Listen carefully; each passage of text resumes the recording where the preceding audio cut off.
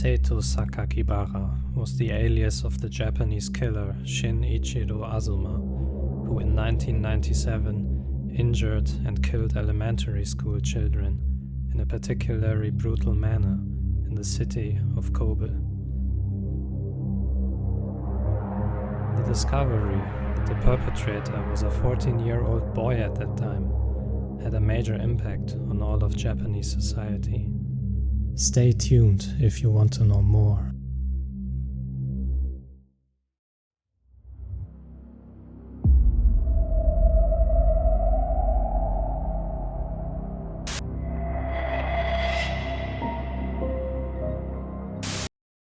Seito was born on the 7th of July 1982. Apparently he felt a devastating pressure on himself from an early age on, as he was expected to succeed and be among the best academically. Bad grades were not tolerated at home. This is not untypical in Japanese society, and it is only natural that not everyone can meet such high expectations. Seito was one of them. A social worker who examined him warned his mother about Seito being mentally unstable and prone to developmental issues, but Seito's parents didn't care much about that.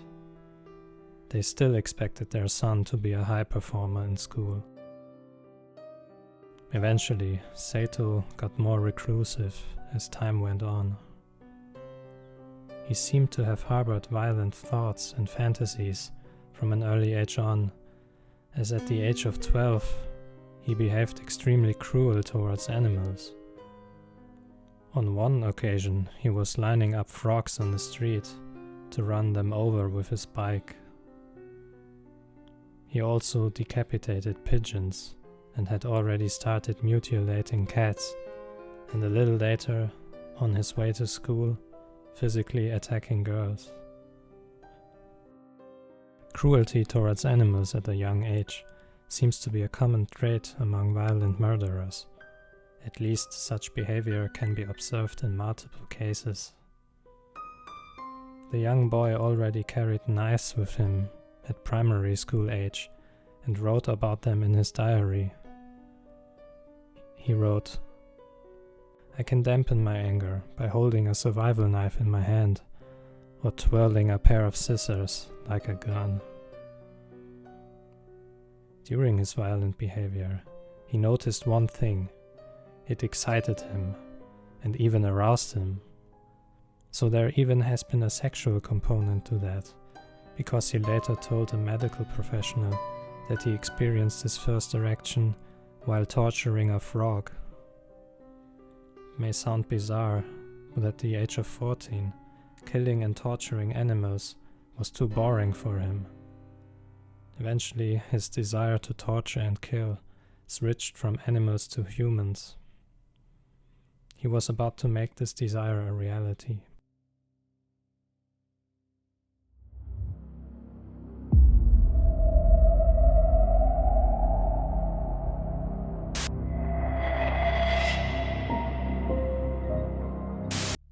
It was around 4 p.m. on the 10th of February 1997. Two girls from a local school were on their way on the streets when suddenly they were attacked and beaten with a hammer and severely injured, but luckily they survived. There is not much information about this incident due to them having been children at that time, so the authorities and the media were hesitant to reveal more about it. But I can imagine the shock in the community where this happened in Kobe. A very dangerous and violent person who does not hesitate to attack, even in the light of the day, was running around attacking children, obviously trying to kill them. I think this is among the most horrible things one can think of. About a month later, on the 15th of March, 10-year-old Ayaka Yamashita from the district of Sunma-ku met Seito. They have been talking for a while, and suddenly Seito began beating her with a hammer as she was turning her back on him.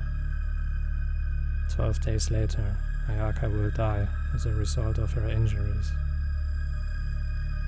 During their meeting, she most certainly did not expect anything bad to happen. After all, it had been just a talk between a child and another child. Remember, he was just a 14-year-old boy when he committed the murder. After fatally injuring Ayaka, he spotted another child, who just happened to be nearby. He pulled out one of his knives and stabbed her, resulting in serious injury, but she survived. Following his attacks, he quickly drove home, still excited about what he had done and full of adrenaline. When he arrived there, he grabbed a notebook and began writing about the murder he had committed, in gruesome detail, as if he wanted to have something in hand at all times that could always make him relive his assaults on those children. Let me read an excerpt of his notebook for you to get an impression about the sick and deprived mind of his. I carried out sacred experiments today to confirm how fragile human beings are. I brought the hammer down when the girl turned to face me. I think I hit her a few times, but I was too excited to remember. As you can see, he even uses religious terminology, naming his murder a sacred experiment, as if it was a ritual or sacrifice for some kind of deity. It's disturbing to read such kinds of things, but it is necessary to understand how such kind of people think, what's going on in their heads, and ultimately what leads to them committing such crimes. A couple days later, when his mother told him about the attacks, Seito realized that he didn't have to fear suspicion, because there were no hints pointing to him. After this conversation, he wrote into his notebook, thanking his deity and asking for their further protection. A couple weeks later, in May 1997, Seito was riding his bike around the neighborhood when he spotted 11-year-old Yun Hase, who was on his way to his grandpa's house. Yun Hase was not mentally as developed as other children his age. Maybe that had something to do with Seito viewing him as the perfect victim. Yun was alone, so Seito started a conversation with him, telling him that he had seen an impressive turtle, and if Yun wanted, he could show him where the turtle is. Not suspecting anything bad at all, Yun agreed and went with Seito to have a look at that animal. Both boys went up a hill until they reached a water tank that was surrounded by trees and close to a forest area.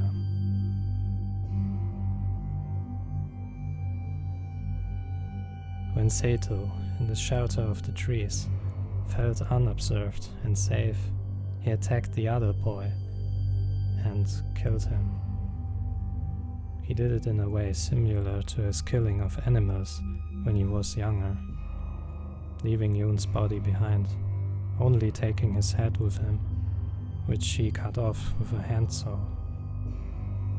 He wanted people to be shocked, so he drove to Tainohata Elementary School and dropped the severed head in front of the school gate in anticipation of the pupils finding it there. A note was found stuffed in his mouth. The note read, "This is the beginning of the game. Try to stop me, if you can, you stupid police. I desperately want to see people die. It is a thrill for me to commit murder. A bloody judgment is needed for my years of great bitterness."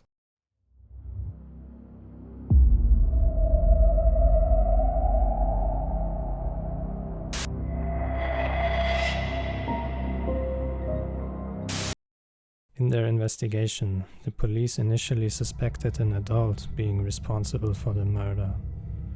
After all, who would suspect a child committing such a horrible crime?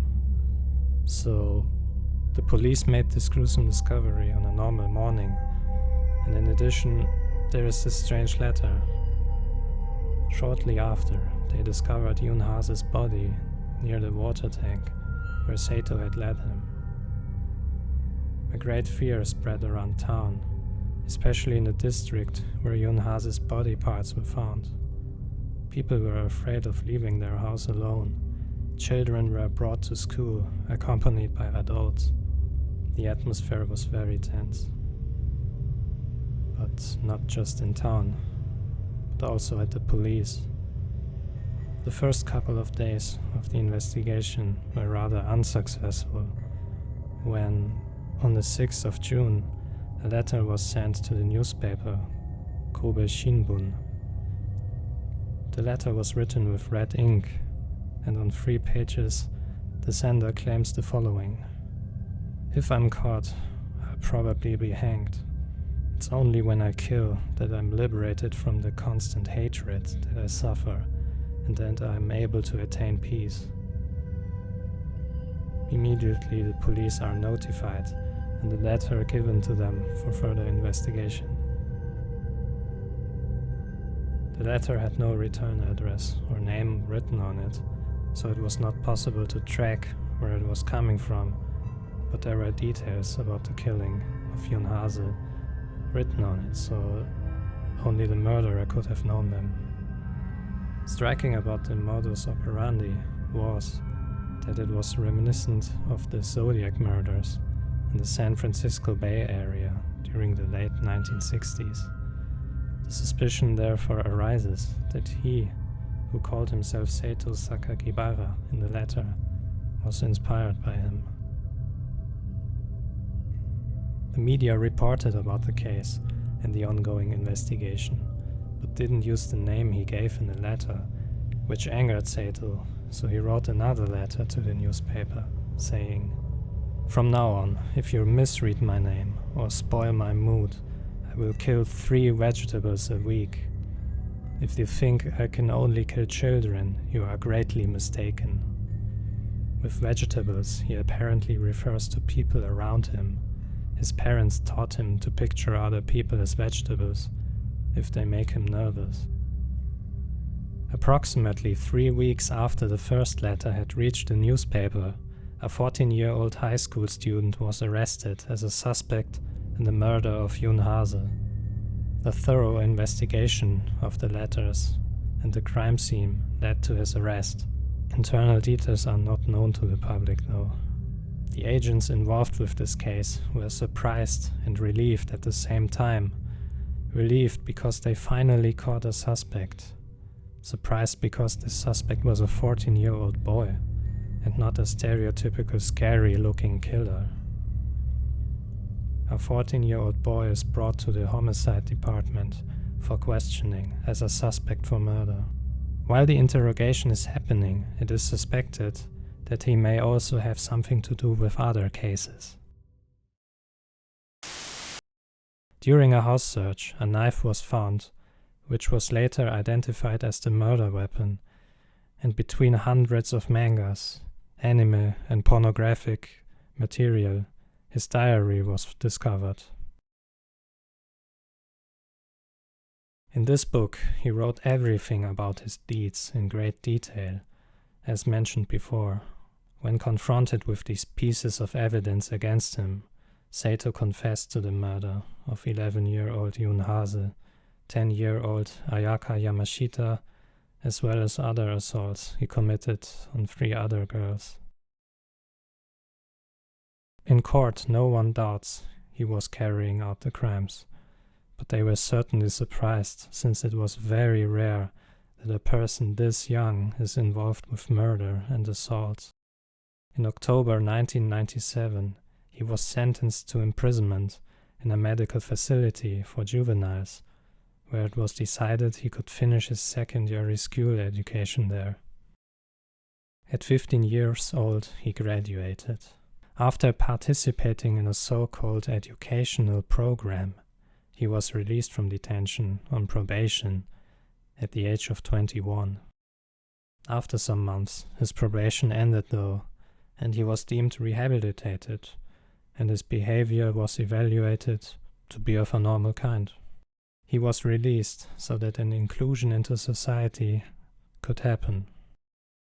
It is not officially known where he lives today, but there are some speculations as to where he resided, but I'm not going into them here.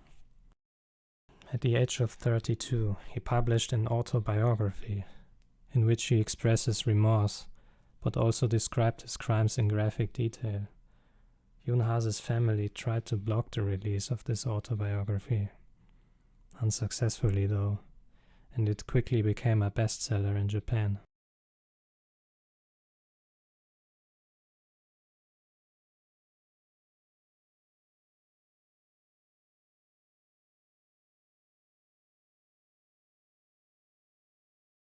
Well, we reached the end of the video, and what a sad story.